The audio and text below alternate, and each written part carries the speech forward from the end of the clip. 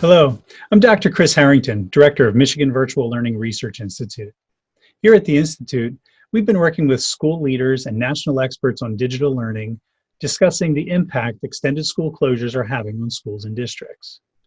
And these conversations have been really insightful, as we've been talking about how the teaching and learning that we're experiencing in schools today, as a result of rapid shifts to remote learning models, how they actually compare to what we know to be effective online and digital learning.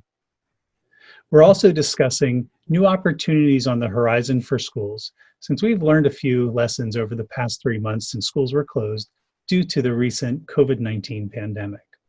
Today, we're happy to share some of these conversations with you. What kind of general thoughts do you have on the impact of the current COVID-19 pandemic, what that's having on schools and education of our students in general?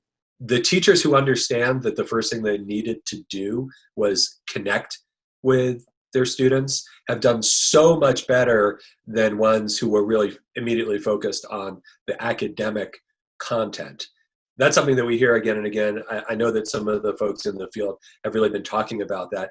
In some ways, it's very freeing, I think, for a teacher to hear, look, start by reestablishing that connection that you had in the classroom, and that growing realization that that's so critical and really acknowledged, I think, is central to what we see going forward. The impacts of COVID-19 on our K-12 education system are major, they're profound, and they're also full of opportunities. We've known that our schools have needed to change. We know that, K-12 schools in the United States, that they have not been catalyzed by technology the same way that every other vertical in our country has been. And it's challenging because, in general, until a parent has a child who struggles in school, they don't really question if that school is a good fit for them. They don't really question if the child is, learning to their best ability, if they're in the best environment, because we've been in this traditional grade-based system, which I'm not saying is bad. It definitely has served a purpose throughout the years, but we've seen so much change in society over the last 30 years that school leaders and teachers and students, whether they realize it or not, they really have been almost begging for a change or needing a change or, and some people resisting the change. So while those of us in education never would have imagined it or wished it to be on the heels or due to a pandemic that affects people's health and wellness, certainly if we could script it, we would script it to be something that was everybody saw the light. Everybody saw the light of the impact that, technology has to redesign schools. But unfortunately, we are where we are today, and it has been as a result of COVID-19. So, Chris, I used to say I was a glasses half full, but I say I'm a glasses overflowing kind of person. So I'll always look at what the benefits are, the advantages, the opportunities, and in this case, the silver linings. And absolutely, COVID-19 has launched us forward into reconsidering what school means, what it can look like, even when we look at the fact that learning can happen anywhere. So I guess my first question for you, Susan, is your perception of where we are right now with this emergency remote teaching and learning. How does that compare to what we know to be effective online and digital learning? Well, I think what's happening right now with all of the school closures related to COVID is having to immediately move from what most K through 12 school systems do, which is one size fits all teaching, is exposing tremendous inequities that are in the system already. It is a very different process to plan for a high quality online learning environment where teachers are prepared, where students are prepared, and even parents are prepared for anytime, anywhere learning, to one where schools are closed, that teachers don't have the training that they need, and they're suddenly trying to shift that one size fits all model onto video conferences or Zooms and do the same kind of covering content in the same time blocks or worse. So it's a very different environment in what we're in right now with the coronavirus. And I would just say it's really exposing what the inequities are in the system. I heard one teacher say recently that I really miss everyone showing up at school because we had inequities. We had these equity, in school. But in fact, you don't have equity in school when everybody goes home and you lay bare the haves and the have-nots, who has technology, who doesn't have access. So I'd say that we have a lot to learn in this space, and we have shared the resources that Michigan Virtual has provided with our membership. We represent 1,300 school principals across the state. And we continue to share the resources that they're sharing with their classroom teachers about what best practice really looks like and feels like in the field. And so I think we have a lot to learn. One of my concerns is that we have a lot of different things going on. There's a little bit of a lack of coherence. And so we're hoping for some additional guidance coming from the Department of Ed, and quite frankly, using the Michigan Virtual resources. It makes sense to take advantage of what you have learned, both on the research side and practice, as opposed to sort of winging it day to day without good teacher training, principal training, and supports. The conversations that we've had around the current model really has been much more reactionary. So many districts have had to stand up a digital presence pretty quickly. And in many cases, there's been, it's been a struggle. I mean, districts either don't have the digital access in regards to devices, or they don't simply have the connectivity, that there's struggles to be able to provide that for students. So I think that the reactionary part of this has been people have done their best in a very short amount of time. But the difference in that is, the expectation will be a very different model in the fall when families come back, when kids come back. The expectation will be that as professionals, we've thought about this, we've talked to experts, we've looked at best practices, and we've built systems that allow kids to learn in a meaningful way. And so I think that as we're winding down this school year, a lot of people are trying to do their best in getting closure for the kids, especially the senior class. Kind of walk away, take a breath, and then start ramping up very quickly for what fall could possibly look like. In that new model, I think you're going to see, and the expectation would be, is that it's going to be much more systemic, that people are going to think through scope and sequence, they're going to think through rigor, they're going to think through student engagement to make sure that kids are actually connected to their learning, that it's not just a compliance learning model, but it is one where kids are having meaningful and accountable learning that's happening within the school district.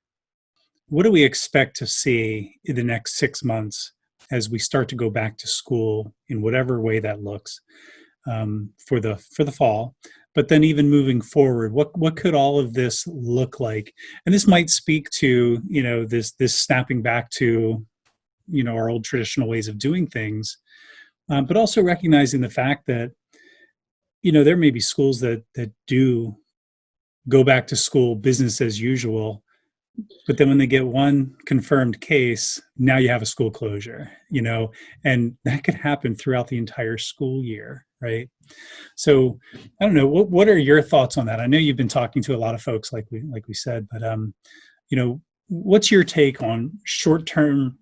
What does school look like? Longer term, what does school look like? Thinking about fall, we will set up to be able to be fluid, going face-to-face or virtual at any moment, so that if on a Tuesday we have to shut down for a couple days and we announce at 2 o'clock we're going to be shut down for a couple days because we had a positive case in the building and we need to clean and do contact tracing, etc., that the education won't stop.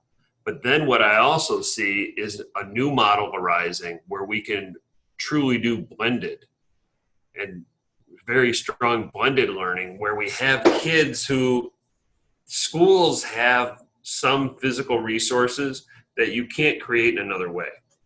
So if you think about the experience of playing in a band or in a marching band or being in a choir, or we look at some of our labs for our CTE courses, or we look at our, think about strength and conditioning training.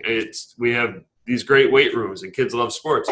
There's no reason why we couldn't have kids that took some online courses and then maybe they took the courses that in some of the content areas, they took some online courses that we could create pretty well and do a great job of. I mean, I think of math and even English, and you can create some great courses that way, but maybe they come in every once in a while for that deep discussion, that face-to-face discussion, or they happen to come in for the band courses, or they come in for choir on a regular schedule, or they come in because we have some makerspace program that they're coming in for, or we do some integrated units and some place-based work where they're out in the community doing actual projects that are aligned with their curriculum that aren't just course specific, they're interdisciplinary, but the online components support some of the content where then we can go deeper with the face-to-face. I think there will be a continuum of responses.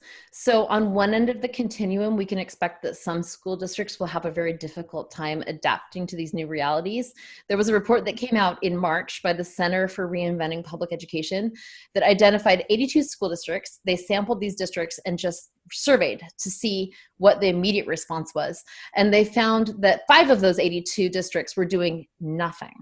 And I think we can always expect that there will be those districts that just struggle to adapt and innovate very quickly. I think there will be a big chunk in the middle that try to have a plan for posting some assignments, for distributing some links, but don't fully go through the process of thinking through how can we create more flexible learning environments that are able to flex and adapt based on whether the learning needs to be face-to-face or remote. And so the schools that are led by the most forward-thinking leaders and have teachers with the most growth mindset and entrepreneurial spirit will be most capable of saying, we need to redesign a little bit of what we're doing in our face-to-face environments so that if it comes a time when we need to close down for 14 days or a month or whatever it is, that's not a crisis anymore, that we actually have a flexible learning environment that can accommodate that. As school leaders start rebuilding what education can look like for the fall and knowing that they need to be flexible and think differently, what kind of opportunities do you think schools have in front of them to start preparing for what that vision of what they really want? You know, it takes a lot of discussion with your community to make that level of change. And when people are already in a time of stress and you're not able to bring people in and have these conversations, that's challenging. So although I do think that if you are a district that has already been having those conversations within your community, you maybe even have part of your teaching staff who has been doing that, or a school within a school model or something of that nature, I think that you have more of an opportunity to expand upon that because the discussion's already been had.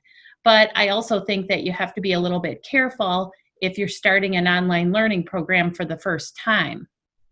And then you're also going to change to a competency-based model, which looks very different. That might be too much change all at one time. So I think that really, there isn't a one-size-fits-all here. There isn't an approach that's going to work for every district and in every given situation.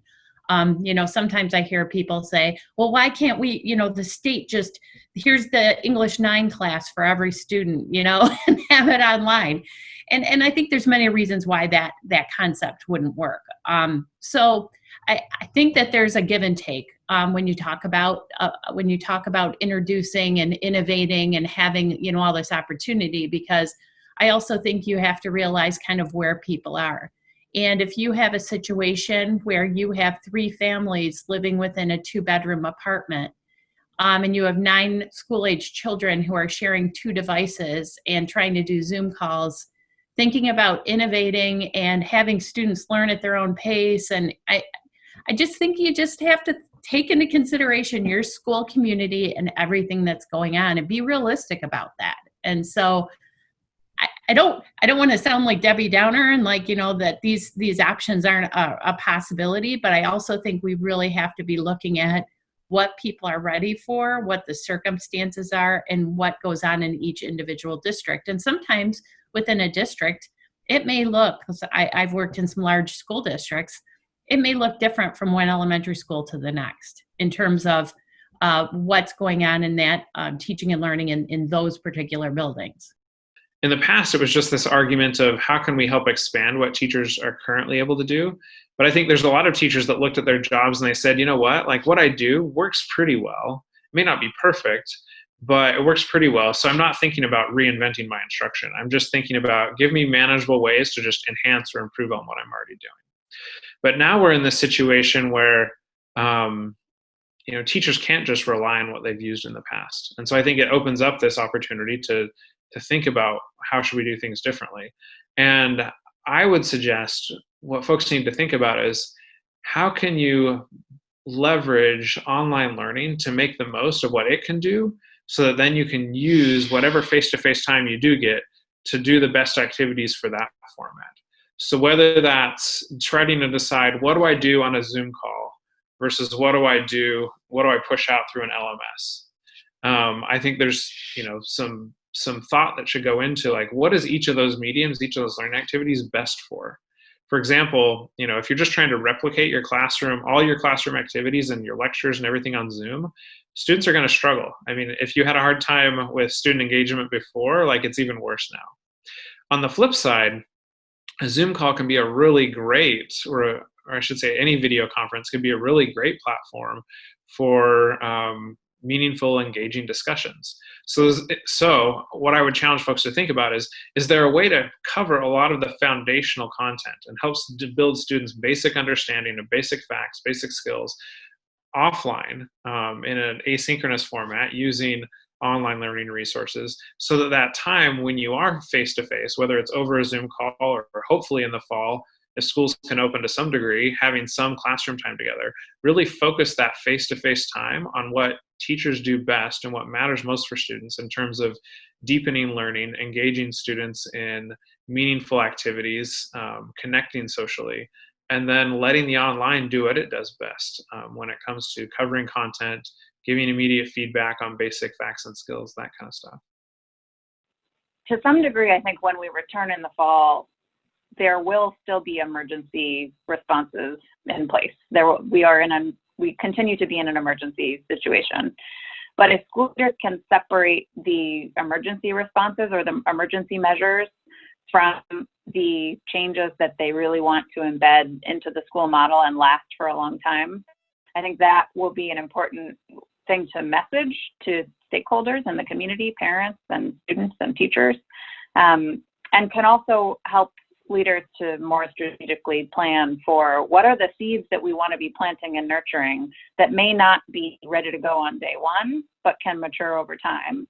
And then what are the things that really do need to be ready to go on day one, even if they're not perfect, even if they are emergency measures, but that can sort of sustain basic operations while we plant and nurture the seeds for the longer term. But it's a tricky balancing act, I think, and having clear messaging about what are the long-term plays versus what are the emergency responses is an important part of that. And the second thing you said that I was so excited about has to do with some emerging research that I'm starting to build out around, you talked about unleashing students.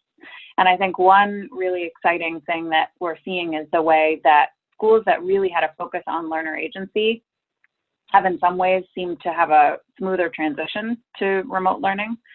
I think a big part of that is the way that students, in fact, can be really precious resources, and student agency can be a precious resource for schools as they build resiliency for whatever circumstances. And so often we see learner agency only as an outcome, that we need to build this in students for the long term.